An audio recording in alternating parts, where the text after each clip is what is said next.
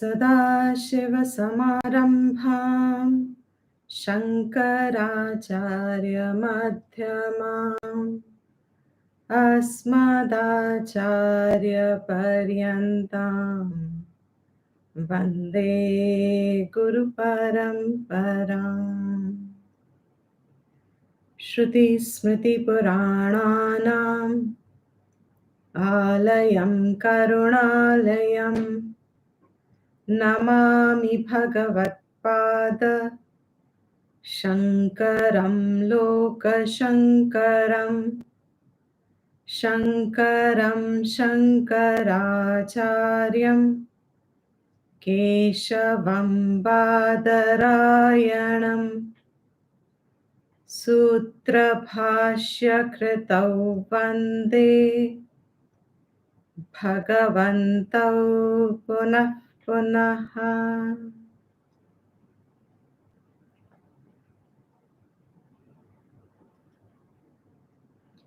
ॐ सहना भवतु सहनौ भुनक्तु सह वीर्यङ्करवावहै तेजस्विनावधीतमस्तु मा विद्विषावहै। ॐ शान्ति शान्ति शान्तिः।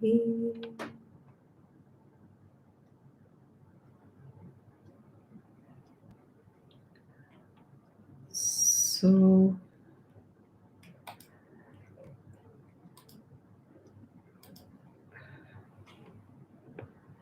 continuing with our revision, last portion now, from verse. Recording in progress. Continuing our revision now from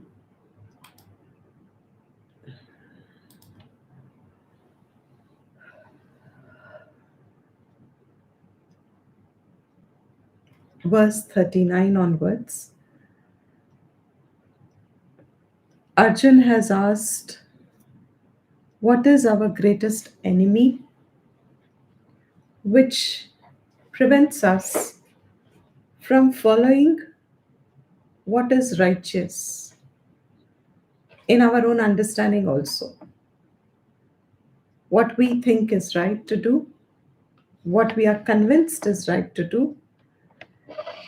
Arjun is asking as if there is a force sitting within us which makes us do things against our good judgment, our own good judgment. Why do we do things that we ourselves are concluding, I don't want to do, or not doing things that we conclude, I want to do? What is that force? And this is a common experience for everybody. All beings experience this. We all experience this, especially when there are things that matter the most to us. When we need to be firm, when we need to be decisive, when we need to sometimes push ourselves to do the right things. At that time, those moments, there is this counter voice, as if counter force from within, as if which pulls us back from doing those things and takes us in a default mode which we have been used to following. It keeps us in that, which is easy for us to follow also. We slip easily into it, we adapt to it, we adopt it. To know about this force in itself is a great jignasa. Arjun is qualified. Why? Because he's asking the right questions. He's asking that kind of a query which, when answered properly, correctly, and here in his case, his bhagyam is he has Bhagwan himself to answering him. When it is answered, it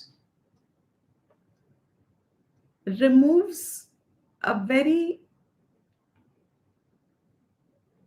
intertwined, a very deep knot, a hold back in ourselves, which has pushed us into doing what we have before knowledge seen as right, or we liked it, some reason, we may not even have a reason, but we've been following it. That has become a part of our nature, that has become a part of our temperament, and it becomes very easy to be in the same groove. Arjun's question is a very meaningful question. It brings up a layer of understanding. It brings up an understanding which the greatest psychologists today won't be able to answer. Our science, mental science, may not be able to give us in depth what these very few verses, 2, 3, 4 verses, Bhagwan manages to compact in it a whole lot of, it's a thesis, a mental, a thesis on mind, human mind. I'm repeating. Arjun's question is this balavat, forcefully. Just as when a master, an employer, forces the employee, the servant, to do something. And even when the servant, the employee, doesn't agree with it, doesn't want to, still has to. He as if has no choice. Am I audible, especially over here on the webinar? Yes, Dipti. Okay, thank you. Because I'm moving back a bit, so I don't know if the sound will reach. So he is asked a question regarding that force. I'm still building up my thought process also, and in the process, trying to show us the importance of Arjun's question. Every time in my personal study, I pay a lot of attention to Arjun's question. I first pay attention to his question, and then I pay attention to Bhagwan's answer. But his question is primary because it is that question which should be my question if I am an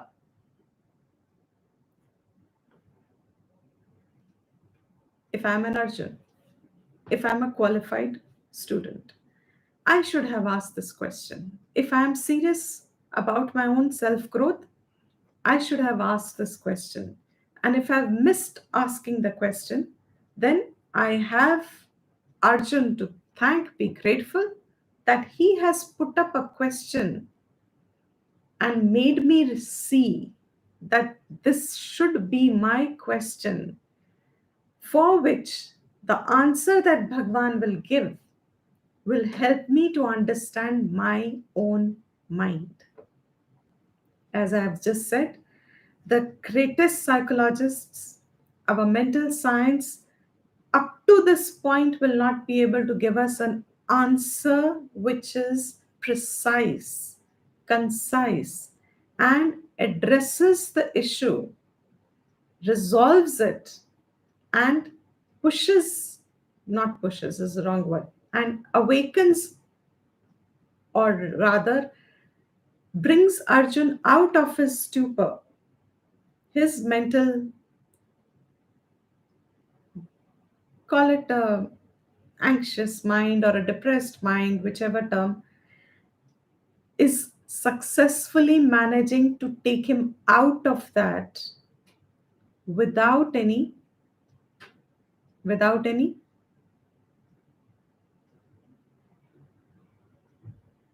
without any medication at all. That is the state of jignasa. A student like Arjun also may have gone through this self conflict, yet when you ask a proper question and you seek a proper answer from a proper source, that answer, keeping in mind that it is from the Shastra's drishti, that answer will put us back onto our path and regain our own normal, natural, mental state, which is healthy for everyone, otherwise, as a natural state. So he's asking, what is this force? And Krishna has already answered. What is that force? He says, this force is your latent, embedded calm, ichai. Icha word almost makes it look as if it's a conscious process. I have an icha now. Ab icha hai hamari. But Shastra shows us through these commentators we have seen this icha is actually traced back into our own past accumulated patterns, thinkings, behaviors, seekings, all stored as an impression, and they are the ones that are pushing the rajoguna. They awaken the rajoguna, they activate the rajoguna, they trigger the rajoguna. They trigger the rajoguna. We are all made up of all the three gunas. More the calm one has, more rajoguna one has, rajas one has, because it is that calm that awakens, triggers the rajasic guna, which in turn then puts us into the realm of action, and we depend on the fulfillment of those actions for our own fulfillment. The results of it, we look for our fulfillment out of them. This calm, Krishna says here to Arjun, is understand its nature. He's coming now in the 39th verse that this calm, which is insatiable, Maha Ashanaha, it makes us resort to adharmic ways, Maha Papa. We will incur sins, papam, by following, wanting to fulfill our desires, irrespective of the means that we adopt. That vairi, that enemy, is shrouding, is covering our own first Vivek Shakti, and then fundamentally clouding this self illumining Atma, which is of the nature of Satchit Anandam. It is not recognizable because of the Kamana. उद्भूत हो गई है अंतकरण में, which should be, it's like saying when the lake is absolutely clean and with very little ripples, hardly any air, like the Mansarovar, you see the Kailash Parvat reflected very clearly in that Mansarovar lake. I give this analogy very often. Manasarovar, that mind lake, which is your mind. If it is quiet from within, this Atma, which we are by nature, has a reflection in it that this Ahankar has a possibility of negation in the presence of this Atma, which is revealing itself on a Shant Antakaranam, quiet, sattvic, predominant Antakaranam. But if this lake is Uthlo-puthloing. What is it? If it's disturbed, if it is restless, if it is wavy, lot of Turbulent. turbulent, if it Turbulent. is turbulent, if it is turbulent, then that Kailash Parvat is not reflected clearly. So he says here, if there are too many desires that we have within us, बहुत सारा हमने जमा किया है, इकट्ठा किया है, we are holding on to a lot of hopes and expectations and wants and wishes and etc., then this Atma is as if absolutely obscured. In our own Antakaranam, the Ahankar is completely overtaken. I am this Jiva, I am this, and I want this, I need this, I'm desperate for this.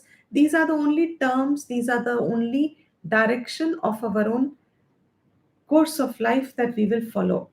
That Atma that I am is literally, virtually being there, not recognized at all.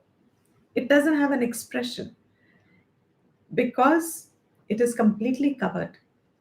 Like the fetus in the womb covers it completely. And slowly, slowly, slowly, Janma Janmantara, slowly, some Shuddhi will take place. And Dhire Dhire, it comes to the second stage where the desires are still there, but they are of a nature that with a little effort, with a little purusharth, with a little, in the next verse he's going to talk to us about controlling of our own senses, our own mind, with a little management of our desires. I call them self-management of desires, self-management of your mind, self-management of our hopes, of our expectations. All that, if we are able to manage, then with little effort, this Atma will shine forth, because with a little Viveka Shakti, the Vairagyam is there, and with little disciplines that we adopt, that Atma reveals itself. The Vivek Shakti is active. It is able to direct the mind away from its seeking limited ends and direct it towards seeking its permanent, what its nature is. That is mirror and dust. And then when it is absolutely last, little left, very little, it still shrouds, it still clouds the Vivek Shakti, but it very quickly clears up also.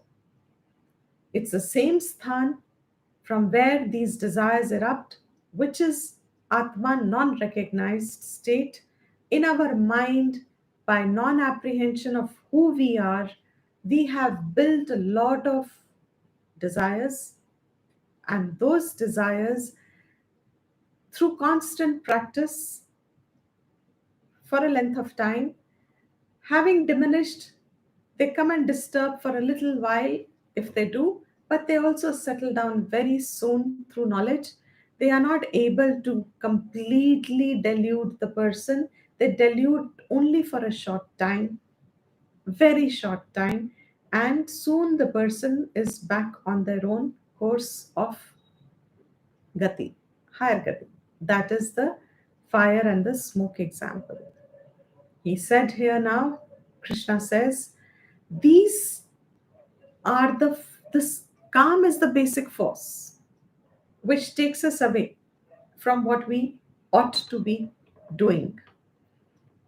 Even for a jnani, avritam jnanam eten jnaninaha.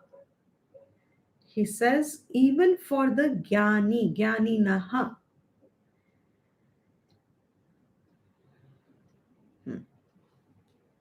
Even for the jnani.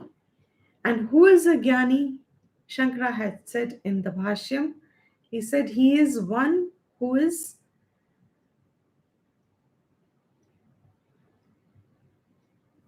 let me say the It's nice to know the verse. His words are very, very clear.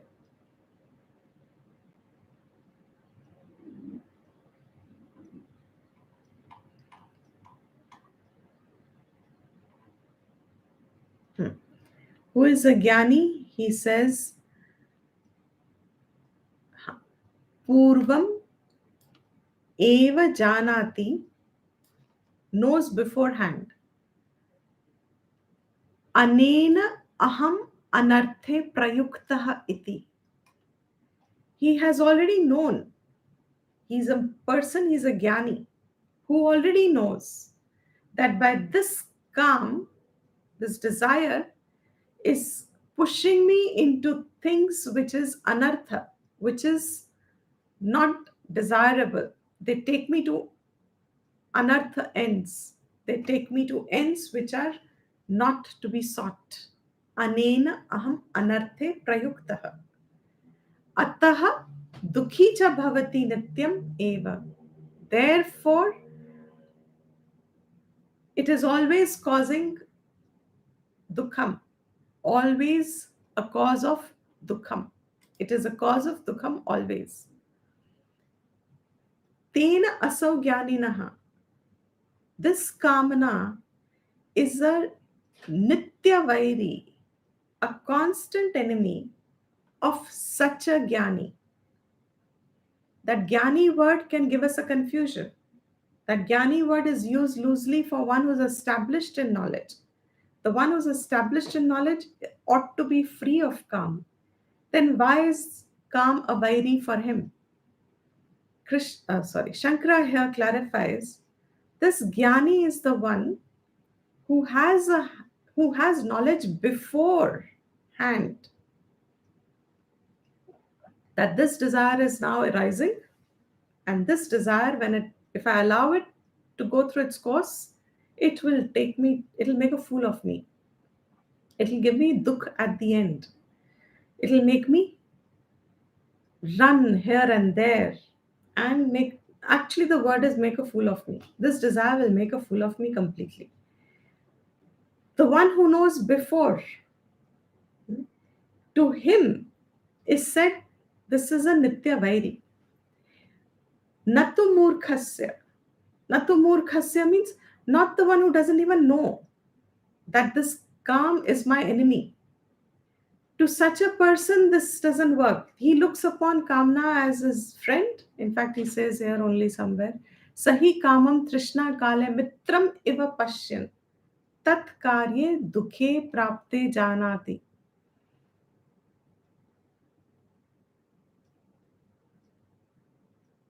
Who's that murkha? Murkha thinks that this calm is, when Trishna has taken over, he looks upon it as a friend. Mitram iva pashyan. He looks upon it as a friend. And tat karye dukhe prapte. Once he gets the dukham, he then says, oh, I am given to this dukh. I have taken this dukh, or I have got this dukh. This dukh has come to me, the sorrow has come to me, the suffering has come to me, Trishnaya, because of Trishna that I had. Aham dukkhitvam apaditaha iti na purvameva, not before. So I'm repeating this. What is the difference between a jnani and a murkha? Shankara says, for whom is this calm really a vairi? It is for a jnani. And who is a jnani? Who knows before he has acted on the calm that this calm is now rising, this desire is rising, this anger is rising, and this is going to cause pain and make me dukhi. Beforehand, he knows, and yet he is not able to manage it. He gives it. To him is the whole answer. What about the murkha? To murkha, he sees when the desires are coming up, he sees them as a friend, not as a vairi, not as an enemy. He thinks these desires are good in me. Like the whole world today says, you have to be ambitious, you have to be go-getters, etc. If you don't have goals, if you're not thirsty, in fact, that's the word they use. If you're not thirsty to achieve something in life, then you will not do anything. That word they use is thirsty.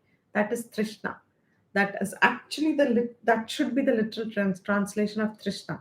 That you should have the thirst for success. You should have the thirst to achieve something. You should have a thirst to have a penthouse. You should have a thirst to own this, blah, blah, blah, blah, blah, blah.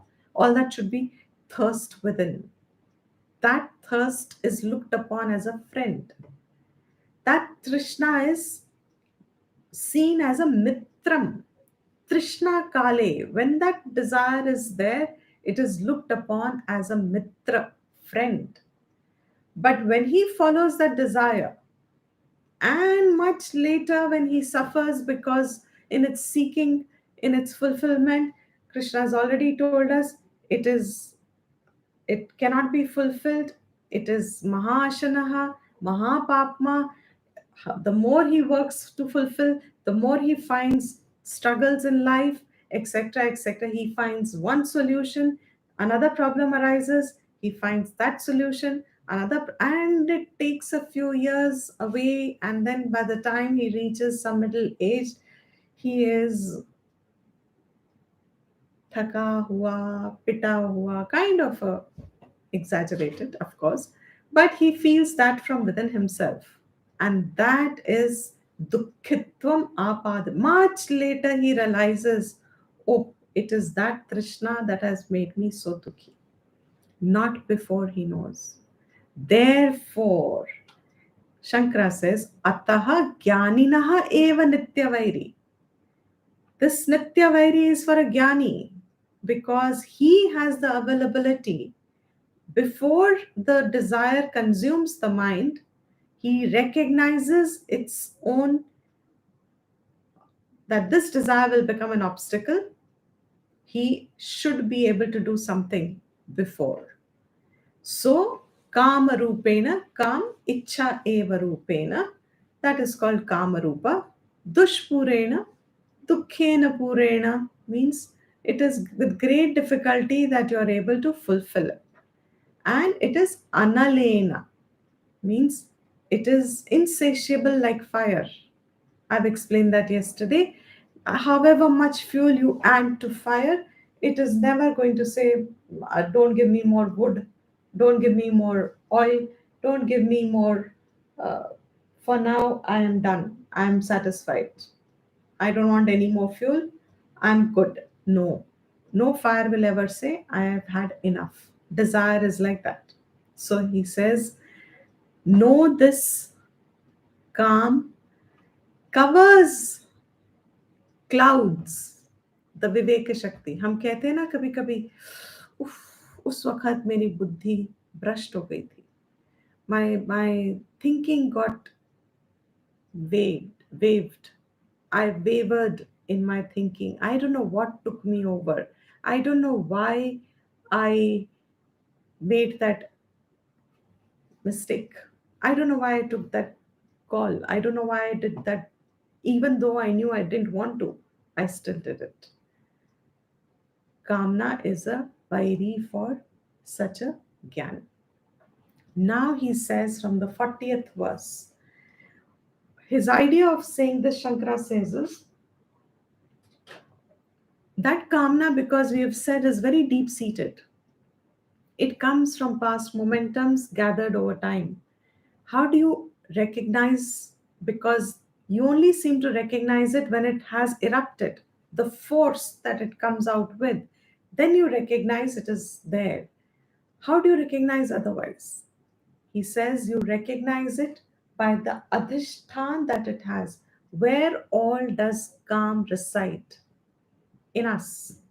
What is its ashray? Where is it resting? Where is it manifesting? Where is it expressing? What are the places at which it expresses itself, where you can thereby control it, handle it before the calm takes you over. And if calm takes you over, Krodh will take you over. So most of us only recognize it at the level of Krodh. But before that, so where all do they take shelter? Where all do they take recourse? That he now says in the 40th verse onwards. Indriyani manaha buddhihi adhishtanam uchyate.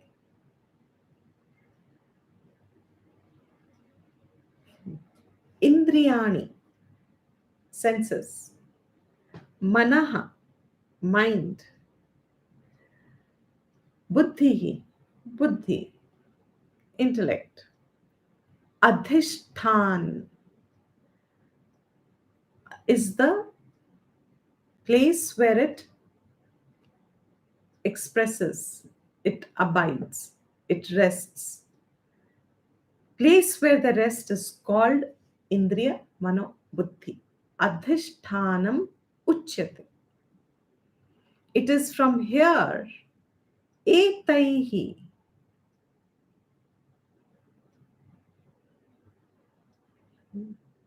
etaihi, these kamnas,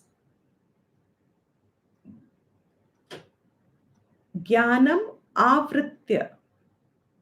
It is these desires resting in through these, expressing through these doorways, let's call it, expressing through these gateways, expressing through these outlets, that they cover up, आवृत्य, उनको ढक कर.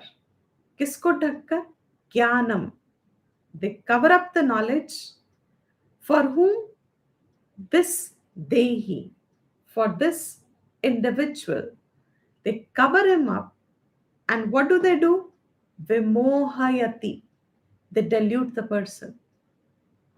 So these desires at the level of senses, sense organs, seeking sense pleasures, at the level of mind, seeking its own emotional pleasures, at the level of buddhi, seeking its own intellectual pursuits. Through these three seekings, it covers up, dilutes this Atma Vidya, this knowledge of who one truly is in nature, the real knowledge. It covers up, keeps the attention of this Dehi at the level of the Indriya, Manaha, and Buddhi. I'll repeat the sentence. Resting at these three levels, it keeps the individual engaged at the level of senses, mind, and intellect. These three are also called the upadhis.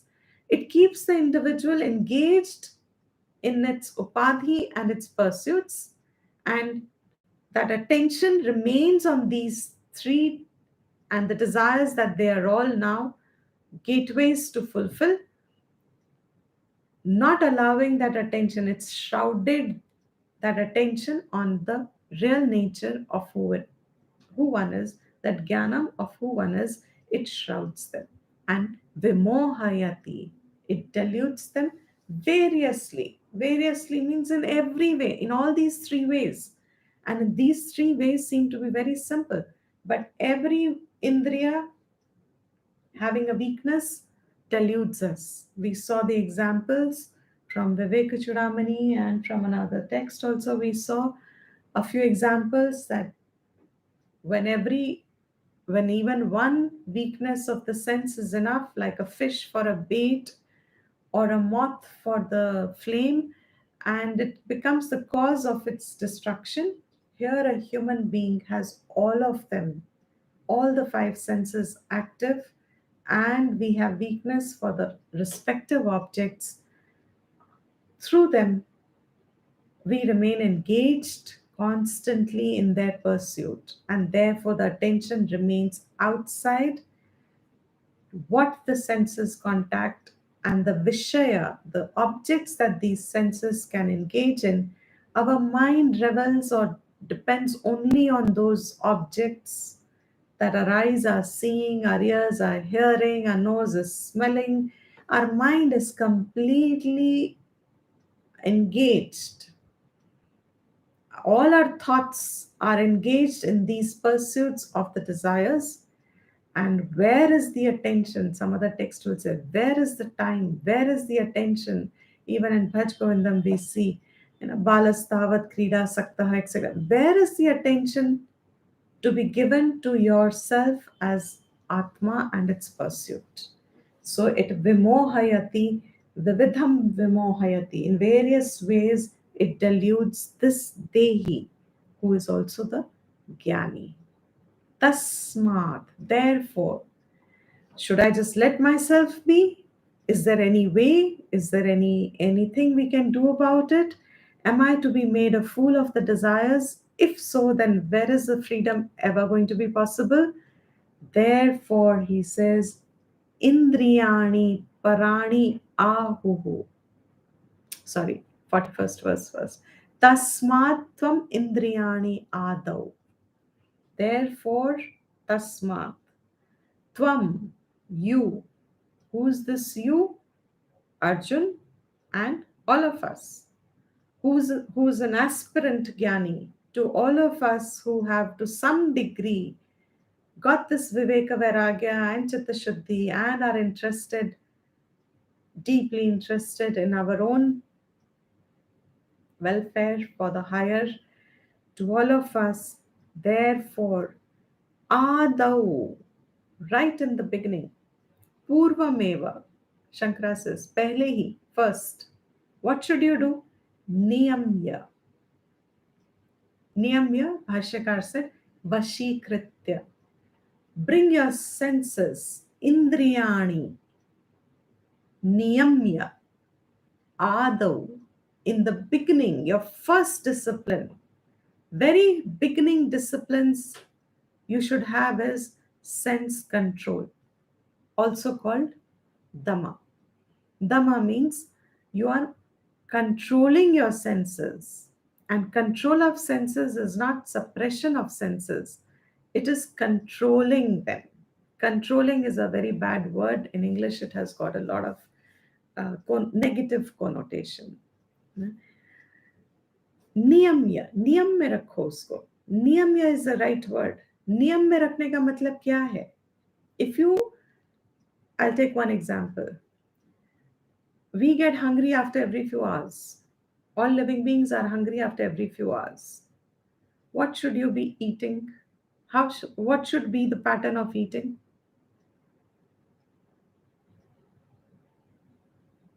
Three meals. Fruit, vegetables, something which is not heavy on the stomach. All right. What should be the pattern of eating? Human being. Like the heaviest meal should be breakfast. No, follow the thought flow. Niyamya is the word. And I'm saying niyamya doesn't mean suppression. So I'm explaining what is niyamya. Eat only when you're hungry. What does niyam mean? If you say it as control, that controlling can have a negative connotation. And that controlling sometimes doesn't give us the clarity, and people ask the question, are we not suppressing our senses? So I am explaining what does niyam mean. The word is niyam. Yam mein rakhna usko. Niyam. Niyam mein rakhna means keeping it in discipline. Keeping it correct. Keeping it in a niyam. What is that niyam is what I'm explaining. If a human stomach gets hungry every few hours, you give it food when it is hungry. That is called niyam. Is it suppression? So can we use the word that only do when it is necessary? Yeah, you can. That's okay. That's also okay. That's when you're hungry, you would only eat then. So we can connect it like that, right? You can. Yeah. Yeah. But the importance of niyam at all the senses. This is one example. So every time, niyam means there is a regulation. Not too much, not too less. I don't overeat, I don't undereat. That is recognizing नियम. इंद्रियों को नियम में रखो. Don't give them a free way to indulge, and do not deny them that they suppress. That is called niyam mein rakhna. So keep indriyas in your niyam, in their respective disciplines. So eyes are not left like in today's world. I There's a new issues that have come up, medical issues, because of too much of screen seeing. There are eyesight problems, there are cervical problems. The first question nowadays you get asked if you have a lot of neck pain, are you watching television in a bad posture? There are postural problems, etc., etc. Now that means niyam mein nahi rakha. So I'm watching something, I'm involved in it, and then I don't register my posture. I don't register the way in which it is probably compressing my nerves. And what has happened? I have pain in the body now. That means what? There was an overindulgence of the sensory perception. Nowhere in our Shastra is it said complete that's not a Vedic system.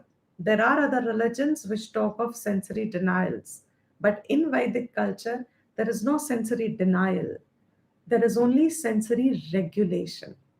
So, very beginning, he says, Krishna, if you want to overcome this enemy, your constant enemy, if you indulge in it, it will become powerful. If you want to overcome this enemy, you should first and foremost control. Niyam mein rakho. Keep them under regulated observation. Keep it regulated. Keep your sensory actions regulated. Sensory engagements, regulate your sensory engagements. Why? Because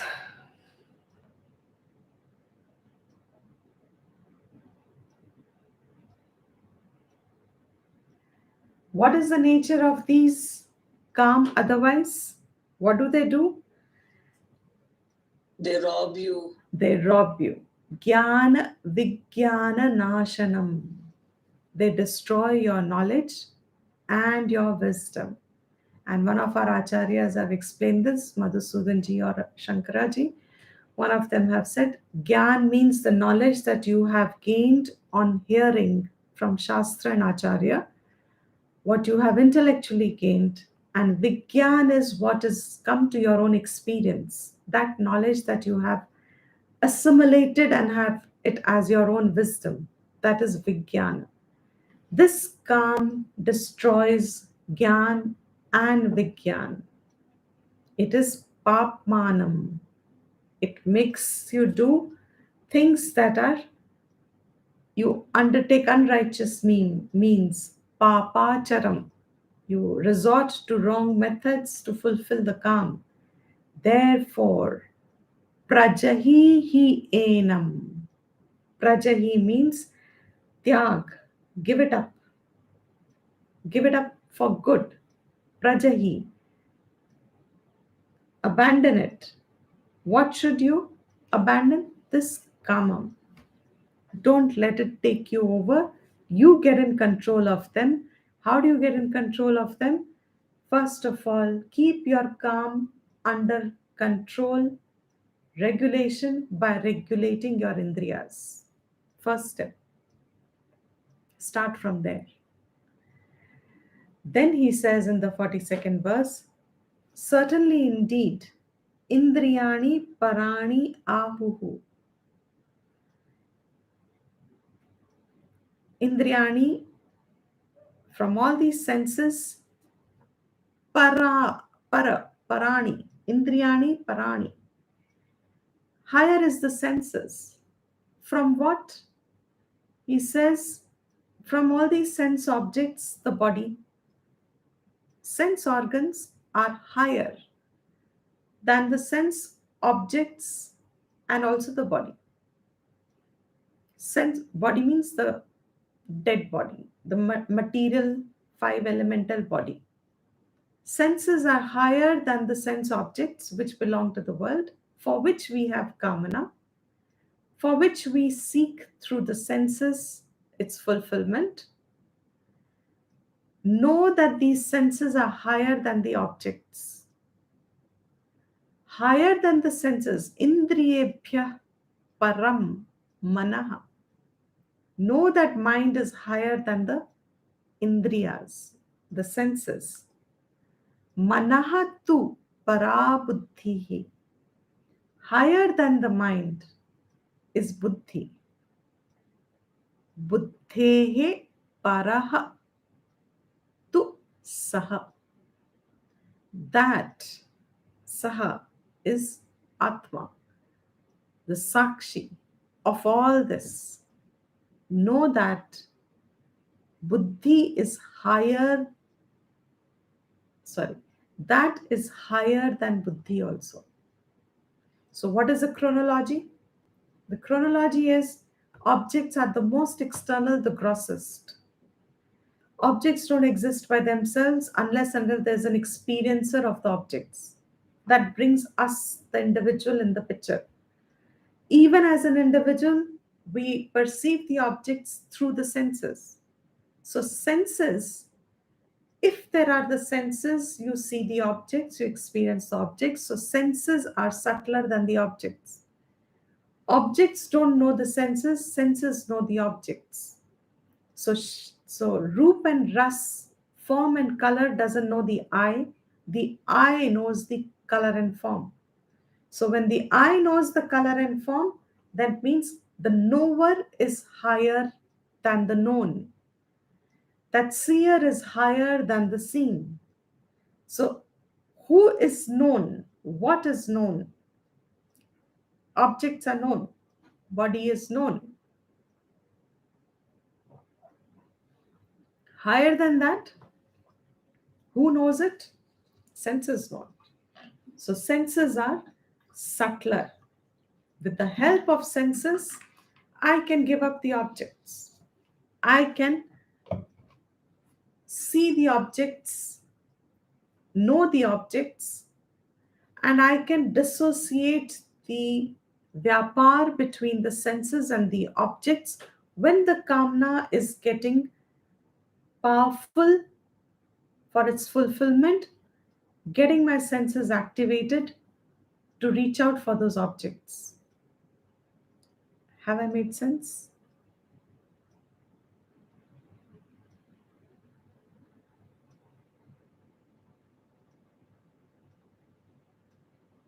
Should I repeat? Did you can repeat the last sentence, please? Yeah. So,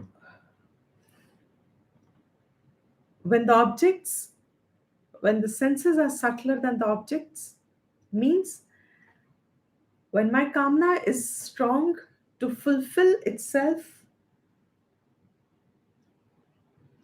through the senses to gain the object, pleasure out of the object, I can withdraw the senses knowing that these are subtler and a master of the object.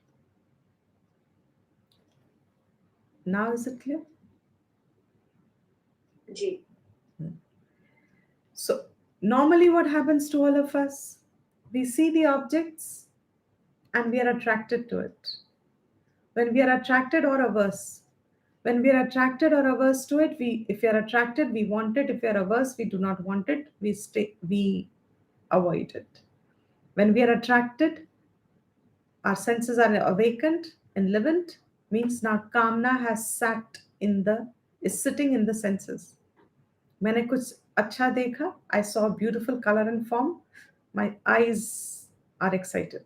The pupils dilate and I have a sparkle in my eye, I have a twinkle in my eye, and I have an expression of joy coming up because my senses are excited seeing that object which my kamna has projected as a source of my happiness. Now, where is the kamna sitting?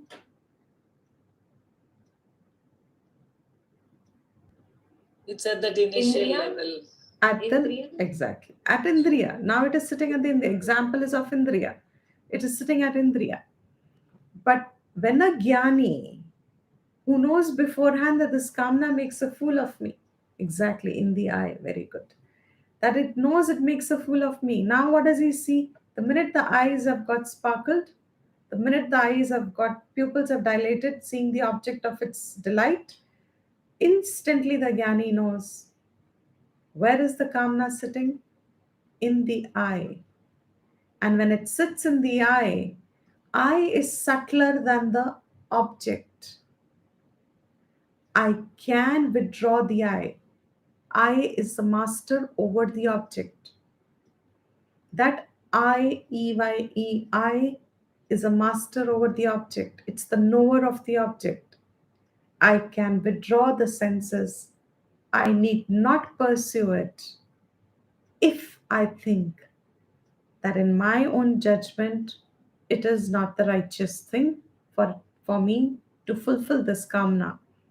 I can withdraw the senses approaching their objects.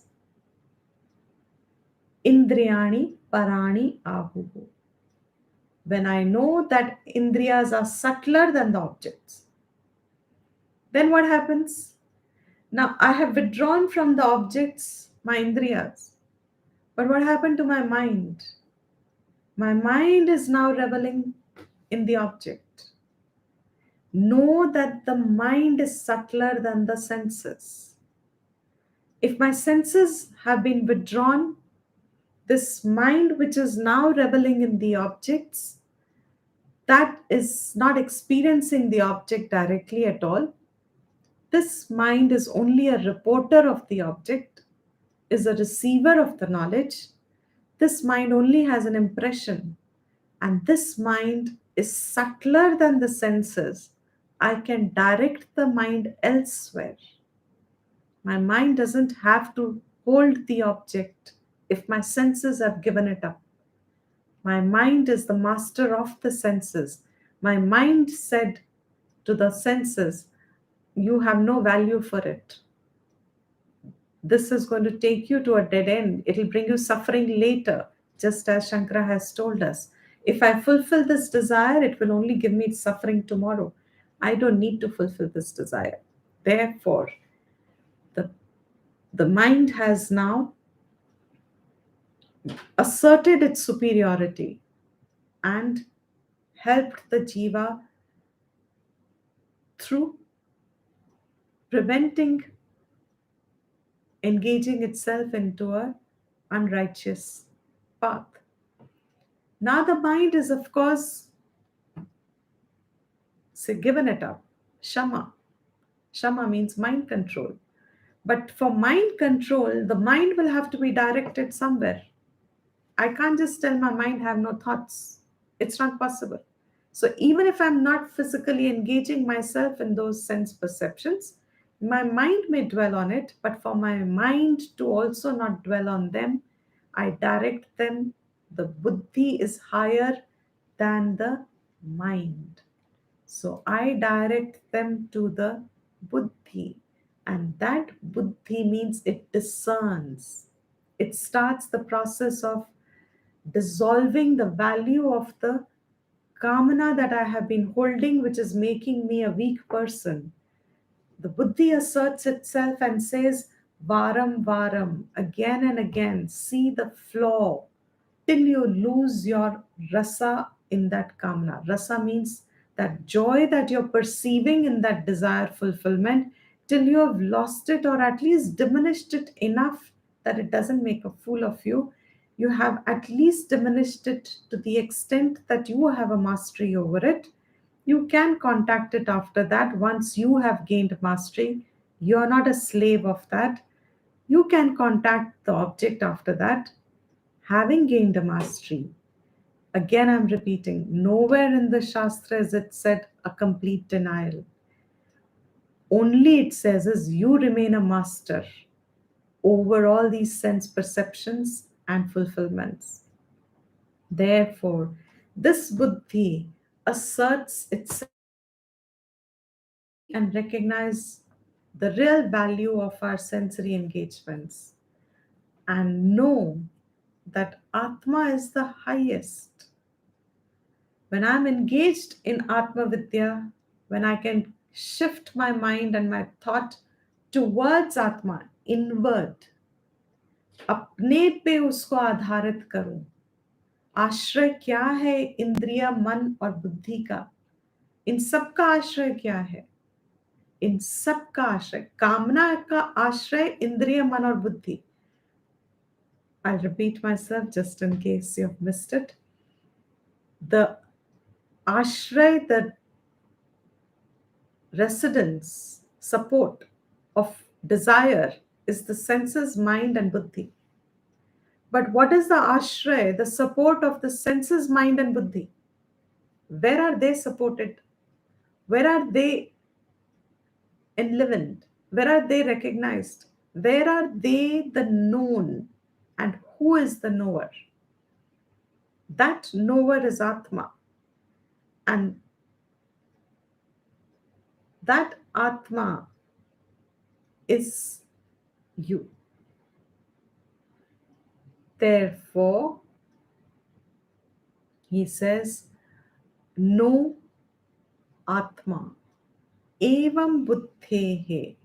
In this manner, Atma to be the Param. Param. Buddhva. Yeah, it is Buddhva. There is a knowing it to be, having known, Buddhva, Jankar, the highest, higher than the Buddhi also, having known that which is higher than the Buddhi, knowing that samstabhya atman,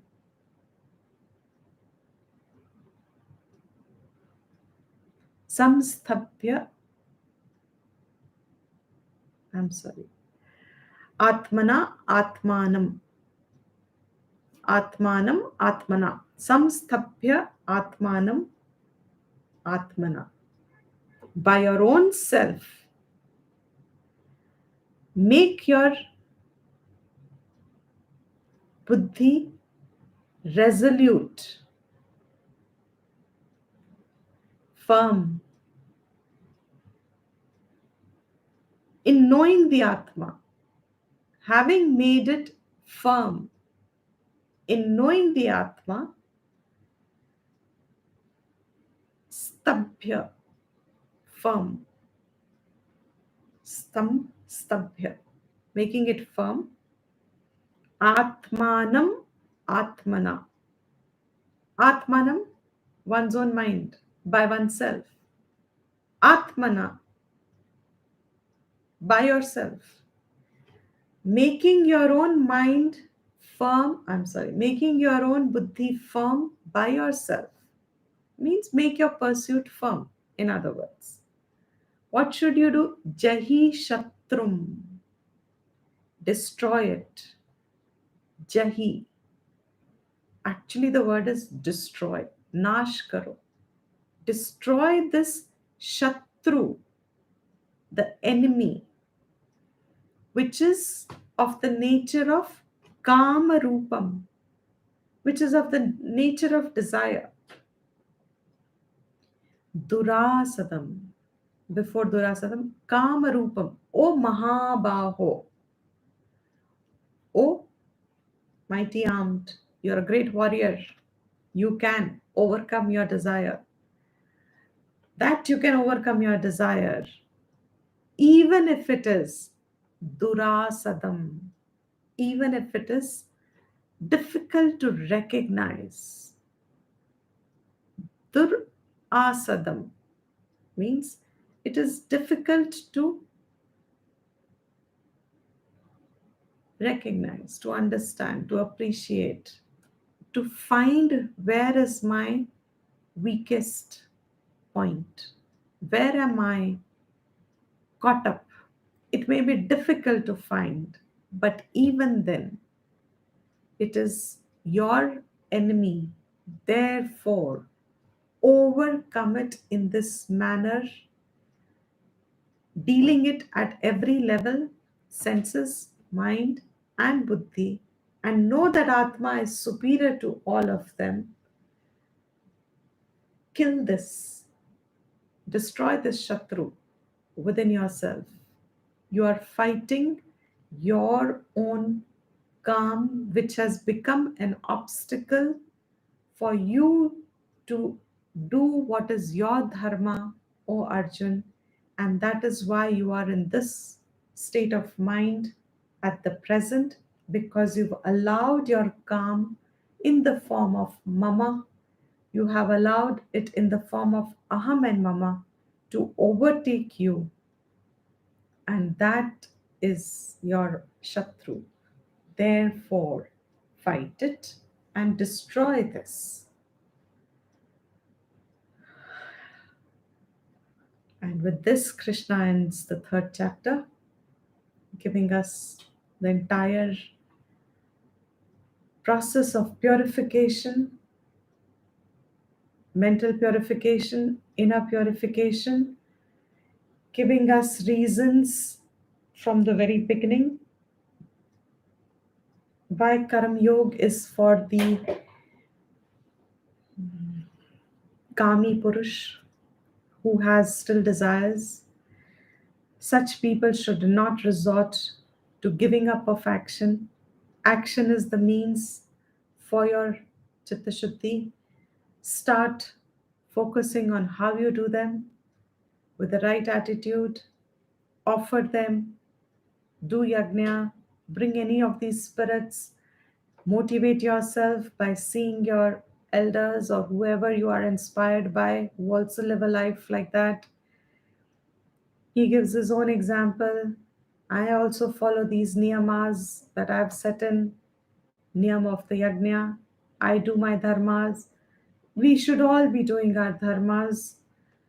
And what prevents us from doing our dharma is our own indriya, our own kamnas, our own desires, our own selfish, self-oriented wishes, fulfillments that we seek. Therefore, control this kamna by controlling your senses, controlling your mind, and directing the mind into an inquiry through the help of Atmagyan. Keep your buddhi engaged. Therefore, the mind gets attached to this buddhi, knowing that Atma is the real, permanent, and any effort to know towards it will only bring permanent result, in the sense it brings you freedom, and whatever is in the sense of limited gains will all fall off. Therefore, O Arjun, O Mahabaho, Jahi Shatrum Kamarupam Durasadam, that which is difficult to know and overcome, yet destroy it, destroy this calm. And so, Om Tat Sat Iti Srimad Bhagavad Gita Supanishatsu Brahma Vidyayam Yoga Shastre Shri Krishnarjuna Samvade Karma Yogo Nama Tritiyodhyayaha. Arjuna Uvacha Jayasi Chet Karmanasте Mata Buddhir-janardana Tatking Karmani Khore Mam Niyojayasi Keshava. Shri Krishna Arpamastu. Harihi Om. With this, we end the third chapter. We have some time. If you have any questions, we can take them up. And we will do the fourth chapter from next class. If there are any suggestions, as I said before, if you want me to change the way the classes, you can send a mail, shoot a mail. I'll look at your suggestion. Otherwise, we'll continue the way it is, which means based on bhashyams, the relevant bhashyam picked up. We'll do the explanations. They go in details. Yes, they'll go in details every verse, therefore, it is a little more slower. It gets more elaborate. The flaw of it or the con of it is sometimes we are spending so much time over a topic that because of the gap in between classes, you may tend to forget it. But I think it's getting repeated enough for you to hold on to the gist at least. The good thing should be, the positive thing is that being very detailed, if you go on over and over again, it's almost an exhaustive explanation. There would be very little left out, truly speaking. Very little. That also because there'll be some grammatical portions, etc., which can only be completed once one knows grammar, Sanskrit grammar. But other than that, it is a fairly, and I'm quite confident, it's more than what averagely you would learn if you were to do a full time study also. So it is much more than that because we don't have a time limit. We can spend more time with each verse and get very exhaustive explanation of it all. And then we are also summarizing it so that we are revising it.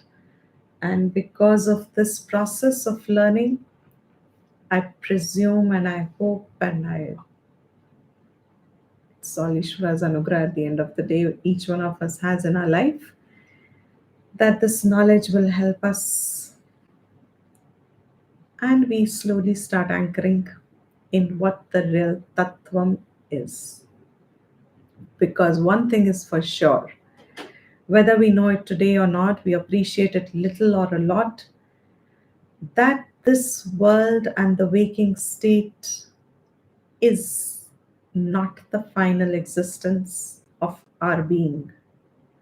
That is an absolute changeless truth about us. Fortunately, this Shastra deals with that existence of ours. So, through this learning, Bhagavad Gita is a topic which gives us the disciplines and it shows us the final goal. It gives us Atmagyan and it gives us the clarity of how to be established in that Atmagyan. It only teaches us. There's nothing more Shastra can do. After that, it's Purushat. To each one our own. How much are we able to follow that, and how much do we put in the effort to abide by it?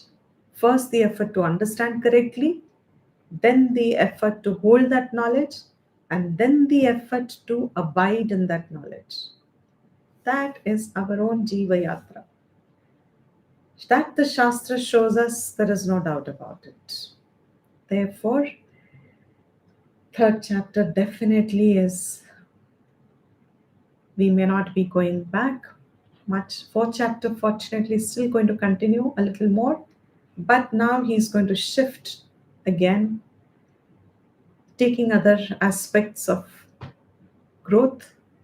As you keep growing through Karam Yoga, it's not an end goal, as we've understood already. It's an intermediate goal. As you keep growing, your antakarna matures, this kamana fulfillment all falls off. You're not interested too much. Very little. That smoke and fire example maybe still fits. Very little hope and desire. You are content by yourself. There is not much movement from within. Your subtle body doesn't get shaken to मुझे ये चाहिए, मुझे ये करना है, मुझे ये बनना है, मुझे what, all that rajasic um, desire to be someone, to do something, all that would have quietened in the light of right knowledge, in the light of Viveka Shakti that you have developed because of Shastra Adhyanam. That Vivek Shakti has helped us see the falsity of the pursuits of the world. They are there, good. That's about it all. There is nothing more to it than that. And so, fourth chapter, he will now, truly speaking, once again, Gita is over. Once again, entire Veda Shastram has been laid out by Krishna in these second and third chapter. One second chapter itself, he finished it. Third chapter, he certainly has concluded from his own mind. How do you know that he's concluded the entire topic? I mean, he would have been surprised that Arjun has again asked a question that Arjun is still not clear, because from Krishna's standpoint, he has given out the entire knowledge to Arjun, what is there in these Vedas and the Rishis and their vision for human growth, for human evolution. Everything's laid out in these such few verses. And leave these verses away, our science is still struggling to figure it out. And it'll take perhaps another billion years. We don't know if we will, but Vedas have given it. So, in the fourth chapter, Krishna starts by giving Vamshastuti, Parampara Stuti. Stuti means glorify.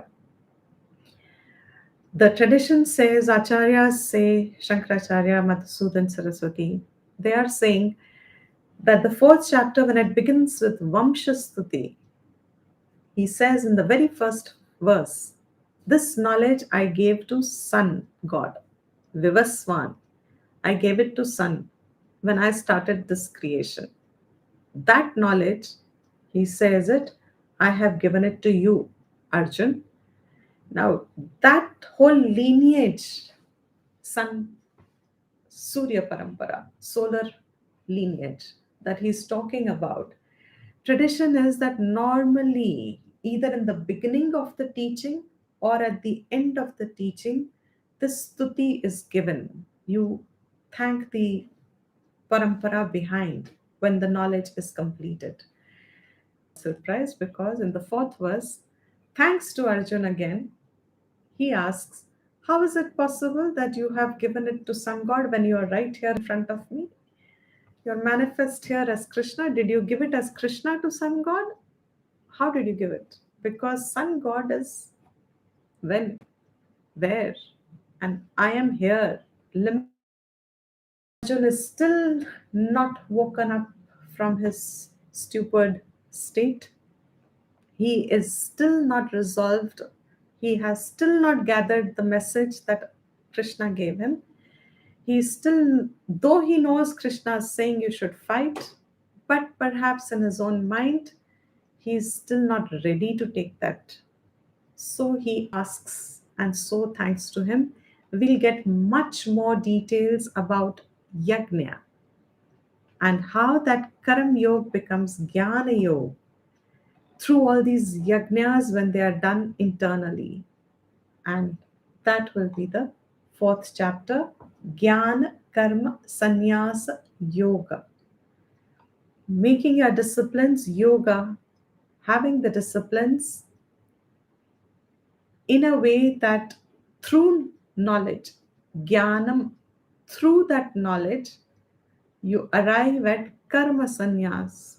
Karma Sannyas means Karma Phal Sannyas, through Karam Yoga we did. Now the very need for karma also falls off. You're just doing what you're supposed to do. You're eligible for Jnana Yoga. That will be the fourth chapter. Is that okay, everyone?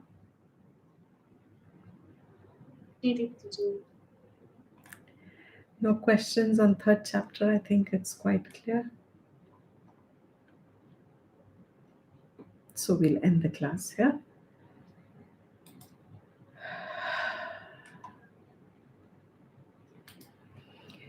Om Sarvesham Swastir Bhavatu Sarvesham Shantir Bhavatu Sarvesham Purnam Bhavatu Sarvesham Mangalam Bhavatu Sarve Bhavantu Sukhinah सर्वे सन्तु निरामयाः सर्वे भद्राणि पश्यन्तु मा कश्चित् दुःखभाग् भवेत्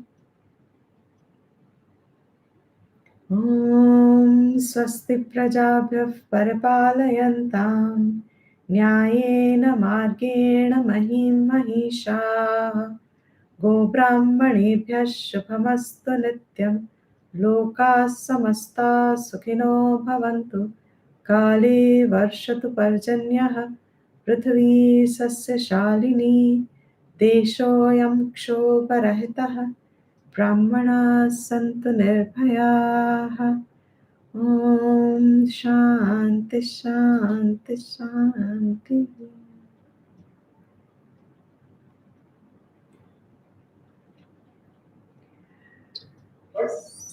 Dhanyavad Dipti ji. Dhanyavad. Thank you so much. Recording Thank you so stopped. Thank you, everyone. Yes. Have a question? No, thank you. Thank you. Thank you so much. I hope you're following it. Yeah. Okay. Thank you, Deepti ji, for this amazing gift. No, please. Thank you. Yes. I think this format really works, like having a summary